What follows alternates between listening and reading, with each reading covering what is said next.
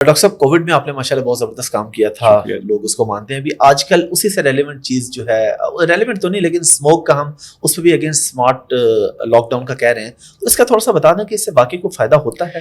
دیکھیے میں بتاؤں کووڈ میں جو چیز امتیازی تھی نا, کئی دفعہ مجھ سے لوگ پوچھتے ہیں یہ کیا میجک سولوشن تھا. میں نے کہا جی کوئی میجک سولوشن نہیں تھا, صرف کامن سینس تھی.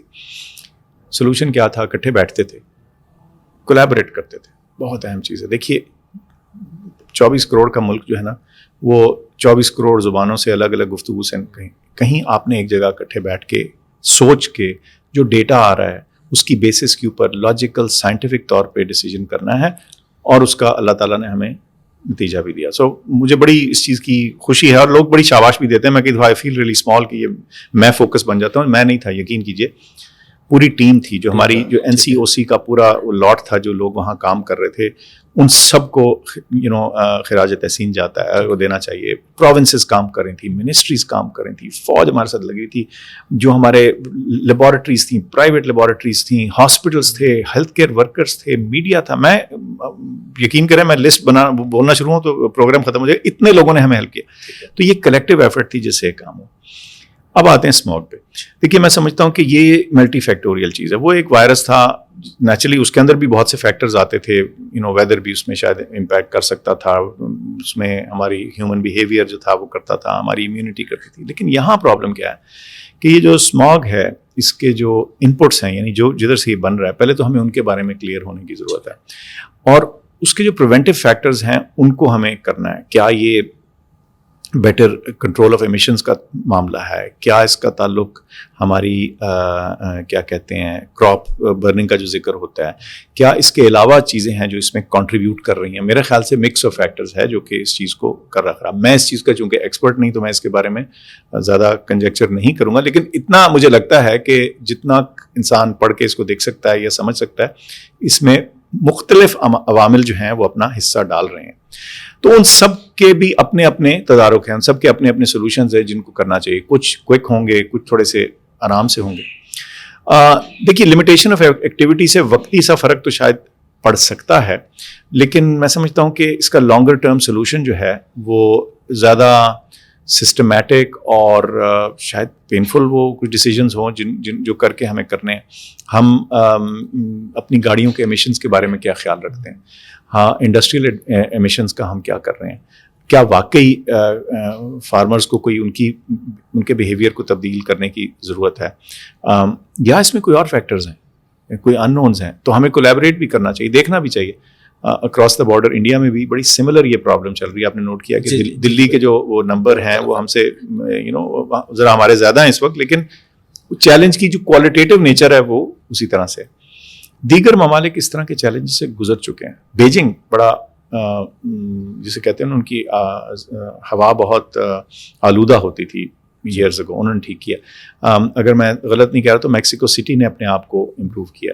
لندن 1950s میں اور اس سے پہلے جو انڈسٹریل ایج کا وہ پورا ایک ریولوشن تھا, برطانیہ کے جو بڑے شہر تھے ان کی عمارتیں سیاہ ہو جاتی تھیں اس سے دھوئیں سے. تو انہوں نے ان ساری چیزوں کو ایڈریس کیا. تو آج آپ دیکھتے ہیں کہ وہاں آپ سانس لیتے ہوئے آپ کو فرق محسوس ہوتا ہے. تو یہ ہے جی میرے خیال سے کہ یہ ٹھیک ہے, تھوڑی شاید اس سے اویئرنیس بڑھ جاتی ہے, میں کہتا ہوں اس حد تک, لیکن لانگر ٹرم ہم نے کچھ اور چیزیں دیکھنی.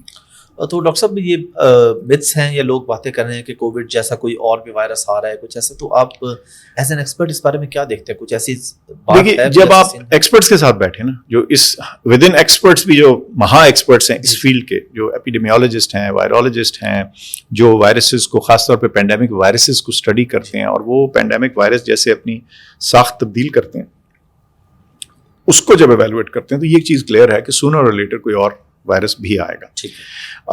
جب کووڈ نہیں آیا تھا تو اس سے پہلے سال سے پہلے لوگ بات کرتے تھے کہ یہ سونر اور لیٹر آئے گا. ٹھیک ہے.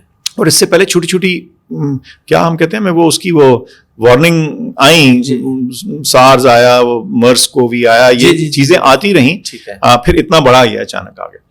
تو میں سمجھتا ہوں کہ یہ خطرہ رہے گا. دنیا کو اس کے لیے تیار اور پریپیئر ہونے کی ضرورت ہے. ہوتا صرف مسئلہ یہ ہے کہ جب تکلیف میں انسان ہو تو سب بات اس کی ہوتی ہے, جب تکلیف گزر جائے تو پھر انسان اس تکلیف کو بھول کے اور چیزوں میں ایزی ہو جاتا ہے. تو اب وہ کسی حد تک وہ بھی ایک کمپلیسنس جو ہے مجھے نظر آ رہی ہے, اور وہ شاید ساری دنیا میں کسی حد تک وہ نیچرل بھی ہے. لیکن کم از کم آپ نے جو لیسنز اس سے سیکھے, کچھ اپنے سسٹمز تو ریڈی کیے ہونے چاہیے. Systems of detection, systems of coordination, system of response. کیا آپ کے پاس کوئی طریقہ کار ہے دوائیوں کے یا ویکسینز کو اسٹاک پائل کرنے کا, یا آپ کم از کم ایک فریم ورک ضرور تیار کر رکھیں. تو اس سلسلے میں ہم نے ایک قومی ادارہ صحت جو ہے نیشنل انسٹیٹیوٹ آف ہیلتھ, اس کے ایکٹ کو تبدیل کیا تھا. اس میں سینٹر فار ڈیزیز کنٹرول ڈالا, نیشنل ہیلتھ ڈیٹا سینٹر ڈالا, نیشنل ہیلتھ لیبارٹری تو تھی ہی تھی, ویکسین سینٹر جو تھا اس کو اپ گریڈ کیا. تو میں سمجھتا ہوں کہ یہ ساری چیزیں ایک فریم ورک تو تیار ہے, اور انشاءاللہ مجھے پوری امید ہے کہ اس کا بڑا ٹاپ لیول قابل بورڈ بھی بنایا, اور وہ اب نیا بورڈ شاید سائیکل ہوتا ہے 3 یا 5 سال کا, اس کے بعد وہ نیا بورڈ آئے گا.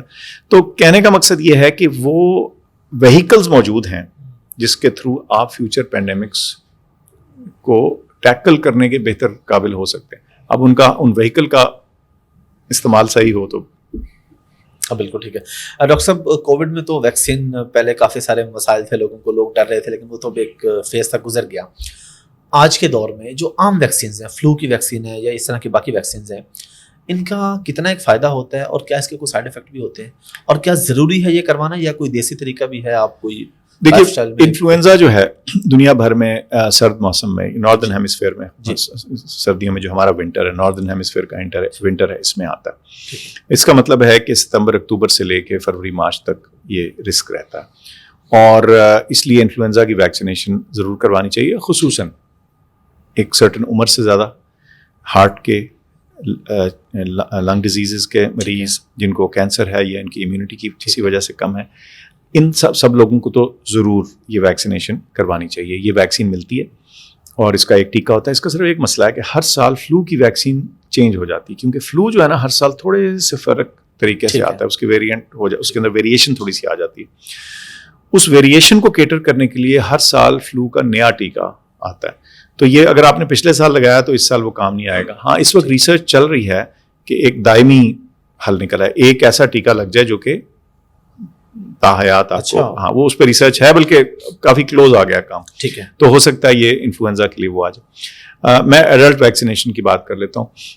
اس کے علاوہ یہی تمام جو رسک گروپس ہیں جو میں نے جن کا ذکر کیا, ان میں نمونیا کی ویکسین جو ہے وہ بھی تصور کی جاتی ہے کہ دی جائے, استعمال ہونی چاہیے. ہمارے ہاں وہ نیشنل ویکسین پروگرام کا حصہ نہیں ہے, نہ فلو ہے. اسی طرح ویسٹ کے اندر تو اب ہرپیز زوسٹر کی ویکسین ہے. اس کے علاوہ یہ RSV ایک وائرس ہے جس کی بچوں میں ہوتا تھا, اب اس کی ایڈلٹس میں رسک آ رہا ہے. تو لوگ وہاں بات کر رہے ہیں کہ 60 سال کی عمر کے بعد جو ہے کہ اوپر جو ہے وہ اس کا ویکسین کا استعمال کیا جائے. ٹیٹنس, روڈ سائڈ ایکسیڈنٹس ہوتے ہیں, ویسے انجریز ہوتی ہیں چھوٹے موٹے, اور کئی دفعہ بڑا چھوٹا سا زخم ہوتا ہے, پتہ نہیں چلتا. تو اس لیے ٹیٹنس کی ویکسین اپڈیٹڈ ہونی چاہیے, اور اپڈیٹڈ سے مراد یہ کہ 10 سال میں ایک دفعہ اس کا بوسٹر لگا ہونا چاہیے, اور اگر چوٹ لگے تو پچھلے 5 سال میں اگر بوسٹر نہیں لگا تو وہ لگوا لینا چاہیے.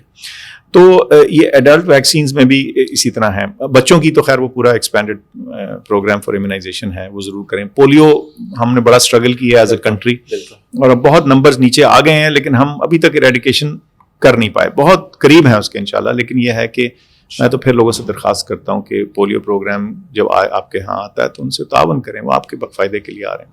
تو بڑا ایکٹیولی کام کر رہا ہے ہمارا پولیو پروگرام. میں نے تو قریب سے دیکھا ہے جب میں دوسرے رول میں تھا, تو ہیٹس آف ٹو دیم. میں آپ کو بتاؤں, سارا ہمارا ہیلتھ سسٹم میں بڑی کیپیبلٹی ہے ایکٹ کرنے کی. آپ کووڈ سے اندازہ لے لیں, وہی ہیلتھ ڈپارٹمنٹس تھے نا پروونسز کے اور فیڈرل کے, انہوں نے ہی وہ ویکسینز لگائی نا, انہوں نے ہی وہ ساری چیز افیکٹولی مینیج کی. باقی جو پارٹنرز تھے, سپورٹ کر رہے تھے لوگ, دیگر منسٹری تھی, وہ تو تھے, لیکن فرنٹ لائن پہ تو ہیلتھ تھے. تو ہمارے ہاں ہیلتھ میں کافی کیپیبلٹی ہے. اس کو ذرا فائنینس بہتر کرنا, الائن بہتر کرنا جو ہے ٹو یور گولز, یہ آپ کر لیں تو بہت اس کے امپیکٹ ہے. پبلک ہیلتھ جتنا بڑا ڈویڈنڈ دیتی ہے آپ کو سوچنے, 1 روپیہ خرچہ ہوا 1000 روپے کے برابر ہے.